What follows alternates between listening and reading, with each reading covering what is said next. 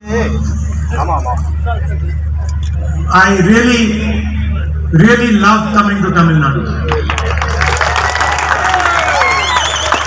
எல்லாவற்றுக்கும் முன்பாக நான் உள்ளபடியே தமிழ்நாட்டிற்கு ஒவ்வொரு முறை வருகின்ற போதும் நான் அதை அன்போடு நேசிக்கின்றேன். Please notice, I did not say I like coming to Tamil Nadu. I said I love coming to Tamil Nadu. நான் தமிழ்நாட்டை நேசிக்கிறேன், மனமார நேசிக்கிறேன். Because I don't just like the people of Tamil Nadu, I love the people of Tamil Nadu. நான் தமிழ்நாட்டு மக்களை என் நெஞ்சம் நிறைந்த அன்போடு நான் நேசிக்கிறேன். And for me, the people of Tamil Nadu, the culture, the history, the language is the biggest teacher.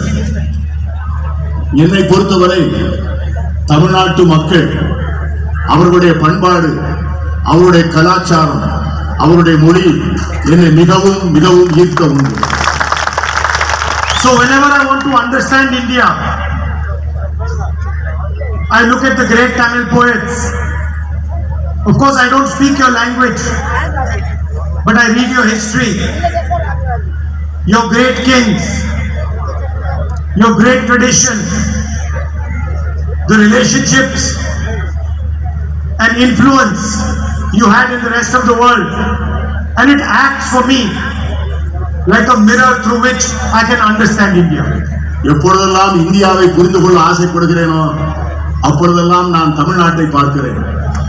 அதனுடைய கலாச்சாரம், அதனுடைய தொன்மையான பண்பாடு, அதனுடைய அற்புதமான கவிஞர்கள், அவர்களுடைய சிந்தனையின் தாக்கம், இவைகளெல்லாம் இந்த மொழியினை நான் படிக்கவில்லை என்றாலும் கூட அவருடைய சரித்திரத்தை நான் படித்த காரணத்தினால் இந்தியாவை பார்க்கின்ற வேளையெல்லாம் தமிழ்நாட்டை பார்த்து தமிழ்நாடு இந்தியாவை பிரதிபலிக்கின்ற ஒரு அற்புதமான கண்ணாடியாக அதனை நான் பார்க்கிறேன். You have given giants to the world like Periyar. நீங்கள் உலகத்திற்கு மிகப்பெரிய ஜாம்பவானை பெரியாரை போன்ற பேர் ஆளுமைகளை இந்த மண்ணுக்கு தந்திருக்கிறீர்கள். Annadurai, Kamaraj, பெருந்தலைவர் காமராஜரை போன்றவர்கள், கலைஞரை போன்றவர்கள், இன்னும் ஒப்புயர்வற்ற தலைவர்களை எல்லாம் இந்த மண்ணுக்கு நீங்கள் அளித்திருக்கிறீர்கள். I could spend the whole meeting talking about Periyar ji, Annadurai ji, Kamaraj ji, Kalaignar ji.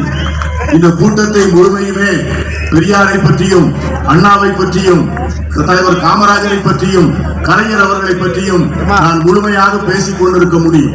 And you have shown the rest of the country how to walk on the path of social justice. நீங்கள் சமூக நீதியின் பாதையிலே எப்படி நடப்பது என்பதை இந்த நாட்டுக்கே தமிழகத்து மக்கள் தான் அதை தெரியப்படுத்தியிருக்கிறீர்கள். So when it was decided to start the Bharat Jodo Yatra, we started in Tamil Nadu. எனவேதான் பாரத் ஜோடோ யாத்திரையை நான் ஆரம்பிக்கும் போது தமிழகத்தில் இருந்து அந்த யாத்திரையை துவங்க வேண்டும் என்று நான் நினைத்தேன். And we walked from Tamil Nadu to Kashmir, 4,000 kilometers, fighting for the ideas that these great leaders fought for. அதனால்தான் கன்னியாகுமரியிலிருந்து காஷ்மீர் வரை 4000 கிலோமீட்டர் தூரம் நடந்து இந்த மாபெரும் தத்துவங்களை இந்த மண்ணின் மக்களுக்கு சொல்வதற்காக நடந்தோம். And for me, whenever I come to this great land, I come here with humility and with my head bowed to your past and your tradition. எப்பொழுதெல்லாம் இந்த மண்ணுக்கு வருகிறேனோ அப்பொழுதெல்லாம் உங்களது கலாச்சாரத்திற்கும் உங்களது பண்பாட்டிற்கு முன்பும் நான் தாழ்மையுடன் தலைவணங்கித்தான் வருகிறேன். Because the only thing that a person like me can do is learn from your tradition and your history. இந்தியாவிலே இந்த ஒரு மாநிலத்தில்தான் எல்லோரும் நிறைய செய்திகளையும் பண்பாட்டு தரவுகளையும் படிக்க முடியும். At the same time, the Tamil people, all of them, have always showered love and affection on me and my family. நான் எப்பொழுதெல்லாம் வருகிறேனோ அப்பொழுதெல்லாம் தமிழகத்து மக்கள் நெஞ்சம் நிறைய அன்பை என் மீது சொரிந்திருக்கிறார்கள், என்னை நேசித்திருக்கிறார்கள். And I have never seen this to be a political relationship. இதை போன்ற ஒரு அருமையான உறவை நான் எங்கேயும் பார்த்ததில்லை. For me this is a family relationship, a loving relationship.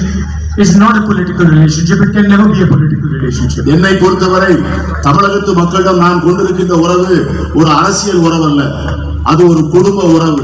அவர்களை நான் ஆத்மார்த்தமாக நேசிக்கின்ற உறவு. So when I see the farmers of Tamil Nadu protesting in Jantar Mantar, their pain is my pain.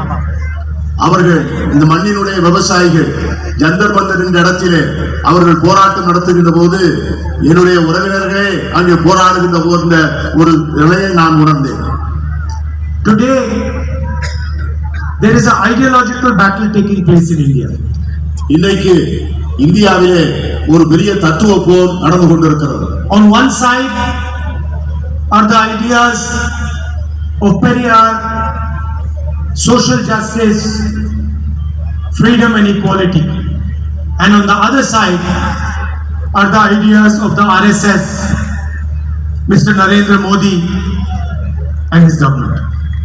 ஒரு புறம் தந்தை பெரியாரை போன்ற தலைவர்கள் போதித்த சமூக நீதி, சமத்துவம், விடுதலை, மறுபுறம் நரேந்திர மோடியை போன்றவர்கள் கொண்டாடுகின்ற வெறுப்பும் துவேஷமும். Narendra Modi says one nation, one leader, one language. Narendra Modi சொல்லுகிறார், இது ஒரே நாடு, ஒரே தலைவர், ஒரே மொழி என்று சொல்லுகிறார். The Tamil language is no less than any other Indian language. இந்தியாவில் இருக்கிற எந்த மொழியை விட தமிழ் மொழி என்பதற்கும் குறைந்த மொழி அல்ல. There are many different languages, many different traditions, many different histories and cultures in this country, and all of them are equally important to us. இந்த நாட்டில் பல்வேறு மொழிகள், பல்வேறு பண்பாடுகள், பல்வேறு கலாச்சாரங்கள் இருக்கின்றன. ஒரு கலாச்சாரத்தை விடவோ, ஒரு பண்பாட்டை விடவோ, ஒரு மொழியை விடவோ மற்றொரு மொழி, பண்பாடு, கலாச்சாரம் எந்த விதத்திலும் தாழ்ந்ததல்ல. Tamil is not just a language. It is the way the Tamil people understand themselves. Tamil என்பது ஒரு மொழி அல்ல. தமிழ் என்பது ஒவ்வொருவரும் தங்களை எப்படி புரிந்து கொள்கிறார்கள் என்கிற வாழ்க்கை முறை. And an attack on the Tamil language is an attack on the Tamil people, nothing less. Tamil மொழியின் மீது தொடுக்கப்படும் எந்த தாக்குதலும் தமிழர்கள் மீது தொடுக்கப்பட்ட தாக்குதலாகவே நான் பார்க்கிறேன். And so I've come here to tell you that for us, your language, your tradition, your history, these are most important for us in our politics. என்னை பொறுத்தவரை உங்களுடைய மொழியும், உங்களுடைய கலாச்சாரமும், உங்களுடைய பண்பாடும் எல்லாவற்றையும் விட எனக்கு அவை மிக மிக முக்கியம். There can be no India without Tamil, without Bengali, without these large numbers of languages that our people speak. Tamil மொழி அல்லாமல், வங்க மொழி அல்லாமல், பேசப்படுகின்ற பல்வேறு மொழிகள் அல்லாமல் இந்தியா என்கிற ஒரு நாடே இருக்க முடியாது. And that is really what the fight is about. We say that all our people, all our traditions, all our languages are sacred. And they say that there should be one leader, one language, one tradition, one history. நம்மை பொறுத்தவரை இந்தியாவில் இருக்கிற எல்லாவித கலாச்சாரங்களும் பண்பாடும் மிக புனிதமானவைகள் என்று கருதுகிறோம். ஆனால் அவர்களோ ஒரே நாடு, ஒரே தலைவர், ஒரே மொழி என்பதிலே குறிக்கோளாக இருக்கிறார்கள். And what is the result of their ideology? The highest unemployment in 45 years. 83% of unemployed people are youngsters. இதனுடைய முடிவு என்னவென்று சொன்னால், இந்த நாட்டிலே இருக்கின்ற இளைஞர்களில் 83 விழுக்காட்டு இளைஞர்கள் வேலையில்லாத திண்டாட்டத்தை சந்திக்கின்றவர்களாக இருக்கிறார்கள். India today is more unequal than it was under the British. பிரிட்டிஷார் இருந்த காலத்தை விட இப்பொழுது இருக்கிற இந்தியா சமச்சீரற்ற இந்தியாவாக இருக்கிறது. 21 Indians have the same amount of money that 70 crore Indian people have. இந்த நாட்டிலே 25 பழிய பணக்காரர்கள் 70 விழுக்காடு மக்கள் 70 விழுக்காடு செல்வத்தை தங்கள் கைவசம் வைத்திருக்கிறார்கள். 30 Indian farmers kill themselves every single day. ஒவ்வொரு நாளும் 30 இந்திய விவசாயிகள் தற்கொலை செய்து கொள்கிறார்கள். And yet the Prime Minister is not ready to forgive their loans. ஆனால் இந்த நாட்டினுடைய பிரதமர் அவர்களுடைய கடன்களை தள்ளுபடி செய்ய தயாராக இல்லை. But he can give 16 lakh crores to the richest Indians by forgiving their loans. ஆனால் விவசாயிகளுக்கு கடன்களை தள்ளுபடி செய்ய மறுத்த அதே பிரதமர் இந்த நாட்டினுடைய மிகப்பெரிய பணக்காரர்களுக்கு 14 லட்சம் கோடி ரூபாய் கடனை தள்ளுபடி செய்திருக்கிறார். 2 or 3 large industrialists, none of them from Tamil Nadu, get all the contracts, all the benefits. Every single industry is being handed over to them. 2-3 விரல் விட்டு எண்ணக்கூடிய மிகப்பெரிய தொழிலதிபர்கள் அவர்கள் யாரும் தமிழ்நாட்டை சார்ந்தவர்கள் அல்ல. அவர்கள் இந்தியாவில் இருக்கக்கூடிய அத்தனை அரசு ஒப்பந்தங்களையும் அத்தனை அரசு வழங்குகின்ற மற்றவித வசதிகளையும் அவர்கள் மட்டுமே பெற்றுக்கொண்டு அனுபவித்து வருகிறார்கள். Just because Mr. Adani is close to the Prime Minister and helps the Prime Minister, the ports, the airports, electrical power, wind power, solar power, defense industry, all of it is handed to him. Adani அவர்கள் பிரதமருக்கு நெருக்கமானவராக இருப்பதால், பிரதமர் அவருக்கு உதவ வேண்டும் என்று நினைப்பதால் இந்த நாட்டில் இருக்கிற அனைத்து துறைமுகங்களும் அனைத்து விமான நிலையங்களும் அனைத்து மின்சாரம் தயாரிக்கின்ற சோலார் பவர், கோல் பவர் என்ற எல்லா விதமான மின்சாரம் தயாரிக்கின்ற வசதிகளையும் ஒரே தொழில்நுட்பரிடம் அது ஒப்படைக்கப்பட்டிருக்கிறது. And the entire small and medium industry has been destroyed by demonetization and a flawed GST. இந்த நாட்டிலே இருக்கிற சிறு குறு நடுத்தர தொழில் அனைத்தும் சரக்கு மற்றும் சேவை வரியினுடைய அநியாயத்தினாலும் பணமதிப்பிழப்பு நடவடிக்கையினாலும் மிகவும் சீரழிந்து போயிருக்கிறது. All India's institutions, all India's agencies have been stuffed full of RSS people.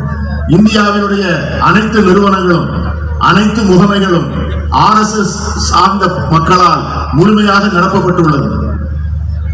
The Enforcement Directorate, the CBI, the Income Tax Department are used as political weapons.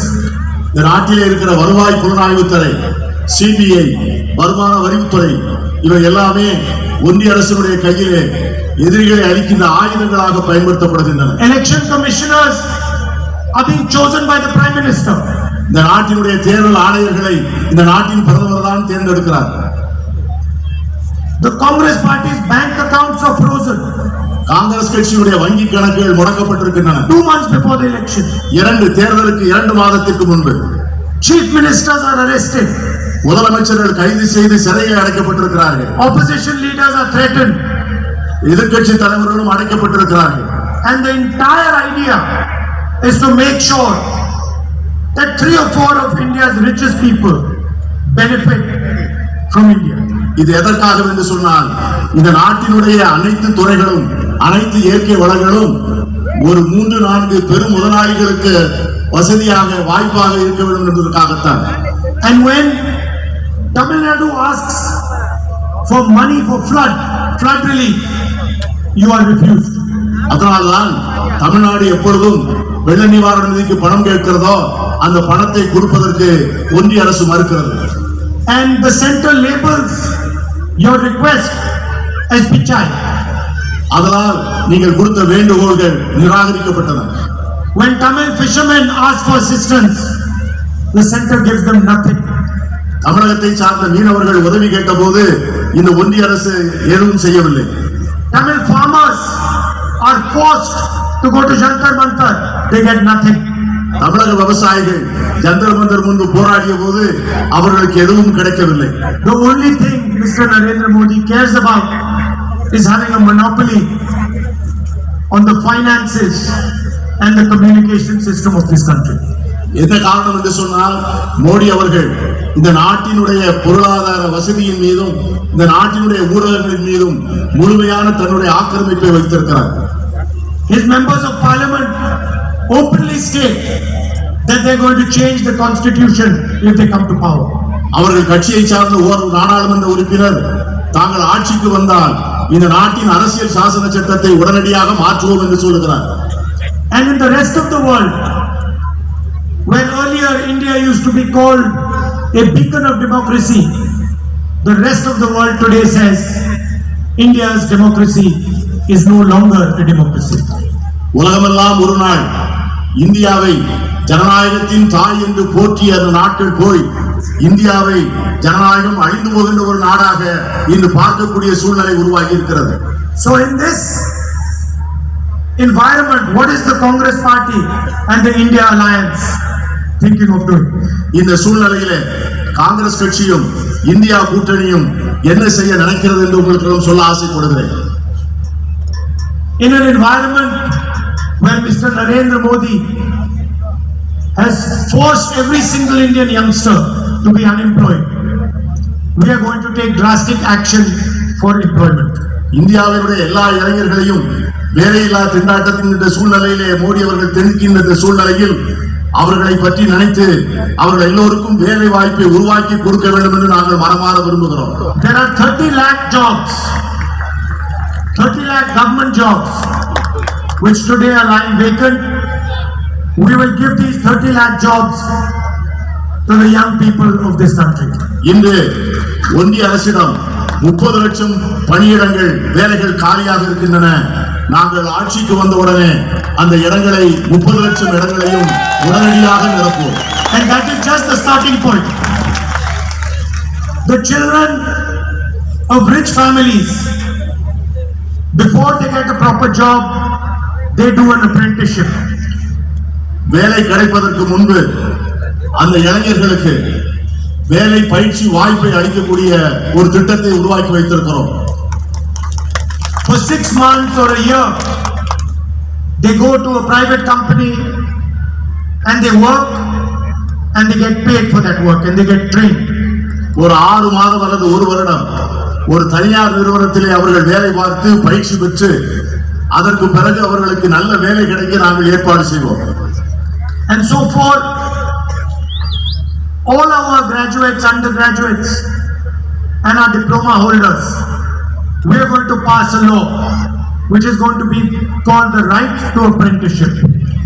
இதை போன்று டிப்ளமோ படித்துவிட்டு வேலை இல்லாமல் இருப்பவர்கள், என்ஜினியரிங் கல்வி படித்துவிட்டு வேலை இல்லாமல் இருப்பவர்கள், பட்டம் படித்துவிட்டு வேலை இல்லாமல் இருக்கிறவர்கள், இவர்கள் எல்லோருக்கும் வேலை கொடுப்பதற்காக தனியாக ஒரு சட்டம் இயற்றி வேலை வாய்ப்பு பயிற்சி சட்டம் என்று அதற்கு பெயரிட்டு அந்த சட்டத்தை நாங்கள் நிறைவேற்ற இருக்கிறோம். Every single Indian youth will have the right to get an apprenticeship with a private company, public sector company, or with the government. They will be allowed to work for 1 year. They will be trained, and for their 1 year, they will get 1 lakh rupees in the bank account. தகுதி பெற்ற ஒவ்வொரு இளைஞனும் இளம் பெண்ணும் இந்தியாவில் இருக்கின்ற தனியார் நிறுவனங்கள் அல்லது பொதுத்துறை நிறுவனங்கள் அல்லது அரசு நிறுவனங்களில் பணியாற்றக்கூடிய வாய்ப்பை உருவாக்கி கொடுத்து ஓராண்டுகள் அவர்களுக்கு பயிற்சி அளித்து அந்த ஓராண்டு பயிற்சி பெறுகின்ற காலத்திலே அவர்களுக்கு அரசு 1 லட்சம் ரூபாய் வழங்கும். And if they do well, then that job can become a permanent job. அவர்கள் அதிலே சிறப்பாக தேர்ச்சி பெறுவார்கள் என்று சொன்னால் அந்த வேலையிலேயே அவர்கள் பணியமர்த்தப்படுவார்கள். This will allow millions of youngsters to have a work experience, will give them pay for 1 year, and will also allow them to be trained in their interest area. இதன் மூலம் லட்சக்கணக்கான இளைஞர்களுக்கு வேலைக்கான பயிற்சி பெறக்கூடிய வாய்ப்பு கிடைக்கும். வேலை பெறுவதற்கான வாய்ப்பு கிடைக்கும். அதன் மூலமாக அவர்கள் வாழ்க்கையிலே சம்பாதிப்பதற்கான வாய்ப்பும் ஏற்படுத்தி தரப்படும். I know that the people of Tamil Nadu have a big issue with NEET. தமிழ்நாட்டு மக்களுக்கு நீட் தேர்வு என்பது ஒரு மிகப்பெரிய பிரச்சனை. We are going to leave the decision to the state on whether you want to do NEET or you do not want to do NEET. India கூட்டணியை பொறுத்தவரை NEET தேர்வை அந்த மாநில அரசுகளுடைய முடிவுகளுக்கே விடுவதாக இருக்கிறோம். மாநில அரசுகள் விரும்புவதாக இருந்தால் வைத்துக் கொள்ளலாம், வேண்டாம் என்றால் விட்டுவிடலாம். What the Tamil people want their education system to look like, how they want to take their exams, this is the business of the people of Tamil Nadu. தமிழக மக்கள் தங்களுடைய கல்வி தரம் எப்படி இருக்க வேண்டும், தங்களுடைய கல்வி முறை எப்படி இருக்க வேண்டும் என்பதை அவர்கள் முடிவு செய்வார்கள். அதுதான் அவர்களுக்கு சரியான தீர்வாக இருக்கும். NEET is an anti-poor exam and we are more than happy to allow you to take the decision on whether you want to take this exam or not. NEET தேர்வு என்பது ஏழை மக்களுக்கு எதிரானது. ஆகவே அதன் முடிவை நீங்களே எடுத்துக் கொள்வதிலே நாங்கள் மிக மகிழ்ச்சியோடு அதை ஏற்றுக்கொள்வோம். I remember when the Tamil farmers were protesting in Jantar Mantar in Delhi, and you've all seen millions of farmers protesting in the rest of the country.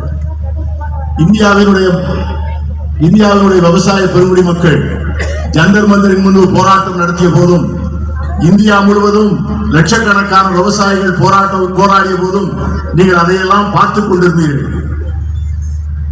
We have decided that we are going to give a guaranteed legal MSP to the farmers. அந்த விவசாயிகளுக்கு நாங்கள் ஒரு உறுதி சொல்ல ஆசைப்படுகிறோம். அவர்களது விளைபொருட்களுக்கு குறைந்தபட்ச ஆதார விலையை கொடுப்பதற்கான சட்டத்தை நிறைவேற்றுவோம் என்கிற உறுதியை சொல்லுகிறோம். Every farmer will be entitled to a minimum support price which will be guaranteed by the Indian legal system. ஒவ்வொரு விவசாயியும் அவருக்கு குறைந்தபட்ச ஆதரவு விலை உறுதி செய்யப்படும். அதற்காக இந்திய அரசு அதற்கான உறுதியை தரும். Mr. Narendra Modi has given huge loan waivers to the richest people in the country. பிரதமர் நரேந்திர மோடி இந்த தேசத்தில் இருக்கிற மிகப்பெரிய பணக்காரர்களுக்கு மிகப்பெரிய அளவிலே கடன் நிவாரணத்தை அளித்திருக்கிறார். We are going to give the farmers of India a farm loan waiver. We are going to forgive the farmers their loans. ஆனால் எங்களை பொறுத்தவரை இந்தியாவினுடைய ஏழை விவசாயிகளுக்கு கடன்களை தள்ளுபடி செய்ய போகிறோம், கடன்களை தள்ளுபடி செய்ய விரும்புகிறோம். The women of this country, the women of Tamil Nadu, protect and look after our future generation. இந்த தமிழகத்தினுடைய பெண்களும் சரி, இந்தியாவுடைய பெண்களும் சரி, நம்முடைய தேசத்தினுடைய எதிர்காலத்தை அவர்கள்தான் பார்த்துக் கொள்கிறார்கள். And often our women are not compensated in the same way as the men are. இவ்வளவு அருமையான பணிகளை செய்யும் அவர்களுக்கு நாம் சரியான முறையிலே நியாயம் வழங்கி இருக்கிறோமா என்றால் இல்லை. ஆண்களுக்கு வழங்கப்பட்டிருக்கின்ற உரிமை பெண்களுக்கு வழங்கப்படவில்லை. So we are coming out with a new scheme for India's poorest women. ஆகவே அதற்காக இந்தியாவில் இருக்கின்ற ஏழை பெண்களுக்காக ஒரு அருமையான திட்டத்தை அறிமுகம் செய்ய இருக்கிறோம். And this is for all families who are today living in poverty. இந்தியாவிலே வறுமையின் பிடியில் இருக்கின்ற அத்தனை குடும்பங்களுக்கும் இந்த திட்டம் பொருந்தும். In each one of these poor families, one woman will be chosen, and the next government of India, the India Alliance government, is going to give that woman 1 lakh rupees every year in her bank account. ஒவ்வொரு குடும்பத்திலும் ஒரு பெண் தேர்ந்தெடுக்கப்பட்டு அந்த பெண்ணுக்கு வரக்கூடிய அரசு, India கூட்டணி அரசு, அவர்களுக்கு ஒவ்வொரு ஆண்டும் 1 லட்சம் ரூபாய் வழங்கும் என்பதை நான் மகிழ்ச்சியோடு தெரிவித்துக் கொள்கிறேன். Please understand that every single poor family in this country, every single poor family in this country is going to be given 8,500 rupees a month, 1 lakh rupees a year by the next government. இதிலிருந்து நீங்கள் தெரிந்து கொள்ள வேண்டும், இந்தியாவில் இருக்கின்ற ஒவ்வொரு ஏழை குடும்பமும் ஒவ்வொரு மாசமும் 8,000 ரூபாய் பெறும். ஒரு வருடத்திற்கு 1 லட்சம் ரூபாய் பெறும். We are going to wipe out poverty from India forever. இந்தியாவிலிருந்து வறுமையை நிரந்தரமாக அழிப்பதென முடிவு செய்திருக்கிறோம். We have also committed that we are going to give women 50% reservation in government jobs, and we are going to implement the reservation in the Lok Sabha and the Rajya Sabha immediately and not after 10 years like Mr. Narendra Modi has promised. அரசு வேலைகளில் 50 விழுக்காட்டை பெண்களுக்காக ஒதுக்கீடு செய்வோம். உடனடியாக India கூட்டணி அரசு ஆட்சிக்கு வந்தவுடனே நாடாளுமன்றங்களிலும் மாநிலங்களவையிலும் மக்களவையிலும் சட்டமன்றங்களிலும் பெண்களுக்கான இடஒதுக்கீட்டை உடனடியாக அமல்படுத்துவோம். 10 ஆண்டுகள் என்று மக்களை ஏமாற்ற மாட்டோம். Finally, for the women, ASHA workers and Anganwadi workers, we are going to double their wages for them. இந்தியாவிலே ஆஷா பணி செய்கின்றவர்களுக்கும் அங்கன்வாடிகளிலே பணி செய்கின்றவர்களுக்கும் அவருடைய ஊதியத்தை 2 மடங்காக்க திட்டமிட்டிருக்கிறோம். The Prime Minister has completely ignored the fishermen of this country. இந்த நாட்டினுடைய பிரதமர் இந்த தேசத்தினுடைய மீனவர்களை முழுமையாக மறந்துவிட்டார். He does not even think about them. அவர் அவர்களை பற்றி ஒருபோதும் நினைப்பதில்லை. But fishermen are no less than our farmers. நம்முடைய விவசாயிகள் எவ்வளவு முக்கியமோ அந்த அளவுக்கு நம்முடைய மீனவர்களும் முக்கியமானவர்கள். They take huge risks and they provide food to our country. அவர்கள் பேர் ஆபத்துகளுடன் கடலுக்குள் சென்று நம் மக்களுக்கு உணவை தருகிறார்கள். So we have created a special manifesto for fishermen. அதற்காக மீனவர்களுக்கு என்று ஒரு தனி தேர்தல் அறிக்கையை நாங்கள் தயார் செய்திருக்கிறோம். And we are going to give them a diesel subsidy for their fishing boats. அவர்களுடைய படகுக்கான டீசல் மானியத்தை தரப்போகிறோம். Insurance for their boats. அவர்களுக்கான படகுகளுக்கு காப்பீடு தரப்போகிறோம். We are going to give them a fisher folk credit card. அவர்களுக்கு நாம் கிரெடிட் கார்டு வழங்க போகிறோம்.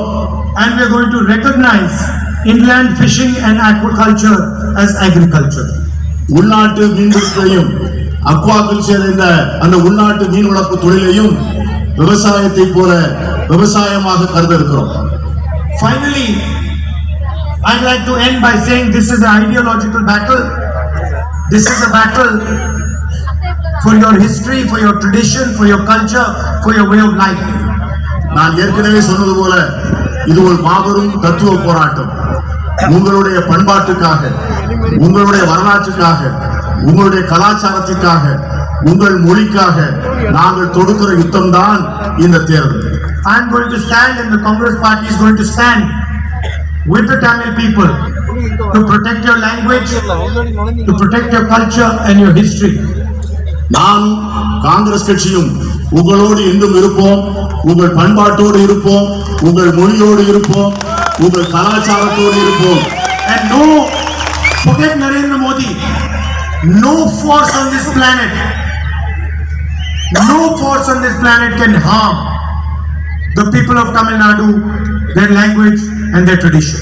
உங்களுக்கு ஒரு உறுதி சொல்லுகிறேன், நரேந்திர மோடி மட்டுமல்ல, இந்த உலகத்தில் எந்த சக்தியாக இருந்தாலும் அது தமிழர்களையோ தமிழ் மொழியையோ தமிழ் கலாச்சாரத்தையோ தொட்டு பார்க்க முடியாது என்று நான் எச்சரிக்க விரும்புகிறேன். This election is being fought to save Indian democracy, and it is being fought to protect the Indian Constitution.